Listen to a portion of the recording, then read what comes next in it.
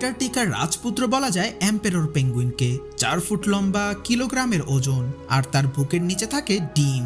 যখন চারিদিকে বরফে জর্জরিত থাকে, বাতাসে হাড় গলে যায়, তখন তখন পুরুষ পেঙ্গুইন মাসের পর মাস ঠায় দাঁড়িয়ে রাখে ডিম নিয়ে, না খেয়ে না নড়ে, শুধু সন্তানের অপেক্ষায়।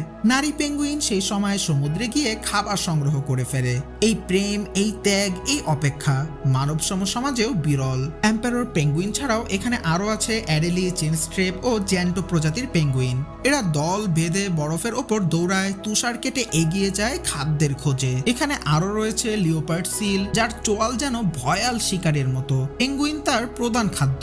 আবার ওয়েডল সিল বরফের নিচে প্রায় 700 মিটার পর্যন্ত ডুব দিতে পারে। কিছু কিছু সিল প্রজাতি বরফের নিচে প্রায় 1 ঘন্টারও বেশি সময় থাকতে পারে, শুধু শ্বাসরোধের ক্ষমতার জোরে। তারা বরফের ফাটলে ঘাপটি মেরে থাকে, আর পানির নিচে তাদের সাঁতার যেন সুরের মতো মসৃণ।